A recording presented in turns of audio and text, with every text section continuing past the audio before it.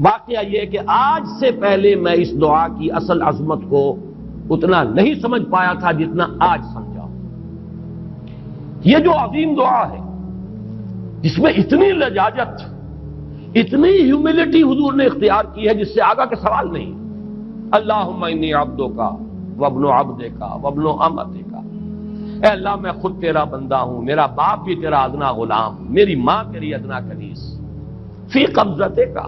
میرا پورا وجود تیرے قبضہ قدرت میں ہے، تیرے ہی اختیار میں ہے، فی قبضتک ماض فی حکمک،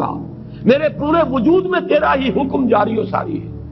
عدل فی قضاؤک، اور جو فیصلہ بھی تو میرے بارے میں کرے، جو بھی کرے وہ عدل ہے، انصاف ہے، کہ ہر چساقی ما ریخت عین الطاف، ماض فی حکمک عدل فی قضاؤک، ناصیتی بیدک، میری پیشانی تیرے ہاتھ میں ہے، جدھر چاہے موڑ دے۔ یہ جو اپنی نفی ہے، نفی اس اعتبار سے بھی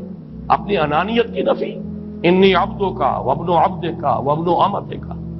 پھر اپنے وجود کی نفی، اپنی مرضی کی نفی، اپنے اختیار کی نفی، فی قبضتک ماض فی حکمک ناصیتی بیدک عدل فی قضاؤک۔ پھر دیکھیے واسطہ وہ دیا ہے جس سے اونچا واسطہ ممکن نہیں۔ اسألوک بکل اسم ہو لک، قرآن مجید میں آیا نا، فدوہ بہا وللہ الاسماء الحسنی فدوہ بہا، اچھے نام اللہ کے ہیں، اس کو پکارا کرو ان ناموں کے حوالے سے۔ اب نام کہاں سے جمع کریں سارے؟ ایک میں اسألوک بکل اسم ہو لک، جو بھی تیرے نام ہیں، سمیت بہ نفسک، جن سے تو نے خود اپنے آپ کو موسوم کیا، او علمتہ احدا من خلقک، یا تو نے اپنی مخلوق میں سے کسی کو وہ نام سکھایا، او انزلتہ فی کتابک، یا وہ نام تو نے اپنی کسی کتاب میں نازل کیا، اب استاثرت بہ فی مکنون الغیب عندک، یا اس کو تو نے خود اپنے خزانہ غیب میں محفوظ رکھا ہوا ہے۔ تیرے وہ نام بھی ہیں جو تو نے کسی کو ابھی سکھائے ہی نہیں،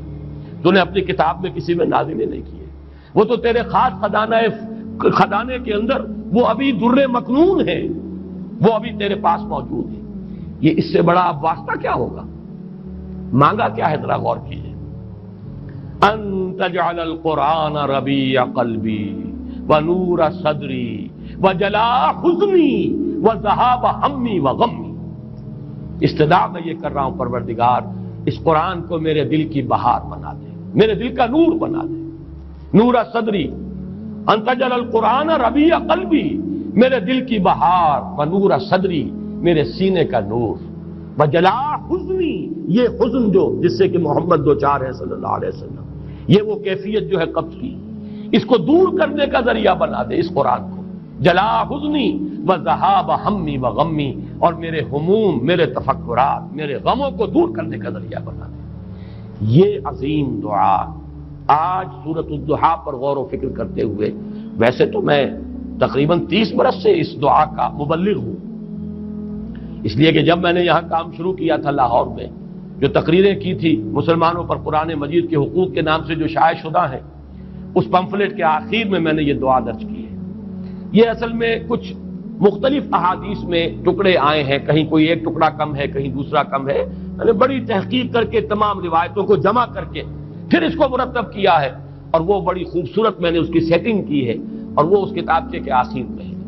اللہم انی عبدک وابن عبدک وابن امتک فی قبضتک ناصیتی بیدک ماض فی حکمک عدل فی قضاؤک، اسألک بکل اسم ہو لک سمیت بہ نفسک او علمتہ احدا من خلقک او انزلتہ فی کتابک او استاثرت بہ فی مکنون الغیب عندک ان تجعل القرآن ربیع قلبی ونور صدری وجلاء حزنی وذہاب ہمی وغمی۔ یہ وہ کیفیت ہے، اور وہ قرآن جو اس کیفیت میں سب سے زیادہ پر تاثیر ہے وہ یہ قرآن ہے، ان دو صورتوں پر مشتمل قرآن، سورۃ الضحیٰ، سورۃ الانشراح۔